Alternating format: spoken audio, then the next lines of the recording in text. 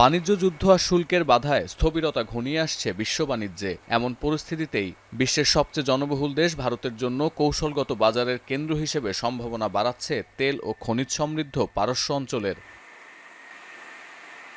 সংযুক্ত আরব আমিরাত আর ওমানের সাথে চুক্তির পর মূল্যবান রত্ন, ধাতু, রাসায়নিক ও বৈদ্যুতিক পণ্য রপ্তানি করে 2024-25 সালে জিসিসির সাথে ভারতের দ্বিপক্ষীয় বাণিজ্য পৌঁছায় $17,900 কোটি। এবার সৌদি আরব, আরব আমিরাত, কাতার, কুয়েত, ওমান ও বাহরাইন সহ পশ্চিম এশিয়ার 6 দেশ নিয়ে গঠিত জিসিসির সাথে মুক্ত বাণিজ্য চুক্তি স্বাক্ষরের প্রক্রিয়ায় রয়েছে নয়াদিল্লি। সৌদি আরব ও কাতার সহ বিভিন্ন পারস্য দেশ থেকে অপরিশোধিত তেল আর প্রাকৃতিক গ্যাস আমদানি করে থাকে ভারত।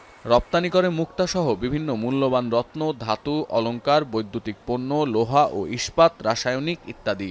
2023-24 সালের তুলনায় 2024-25 সালে জিসিসিভুক্ত দেশগুলোতে আমদানি রপ্তানি দুটোই বেড়েছে ভারতের। গেল অর্থ বছরে ভারতের তৃতীয় ও পঞ্চম শীর্ষ বাণিজ্যিক অংশীদার ছিল যথাক্রমে আরব আমিরাত ও সৌদি আরব। ভারতীয় সংবাদ মাধ্যম এনডিটিভির প্রতিবেদনে বলা হয়, নতুন চুক্তির ফলে ভারতের রপ্তানি তো বাড়বেই, মিলবে জোটের সবগুলো দেশের কাছ থেকে সব ধরনের শুল্ক মুক্তি।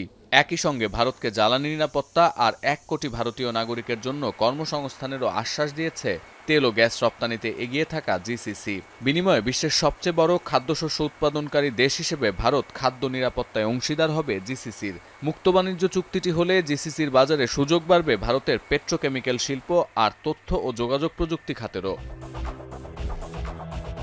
ইউরোপীয় ইউনিয়ন, আসিয়ান, এমনকি শীর্ষ বাণিজ্যিক অংশীদার যুক্তরাষ্ট্র ও চীনকেও ছাড়িয়ে বর্তমানে ভারতের সবচেয়ে বাণিজ্যিক অংশীদার পারস্য উপসাগরীয় জোট জিসিসি। নতুন করে আলোচনা ও সমঝোতার ফলে এই অঞ্চলটি ভারতের পরবর্তী বড় বাজার হিসেবে সবচেয়ে সম্ভাবনাময়, এমনটাই মত বিশ্লেষকদের।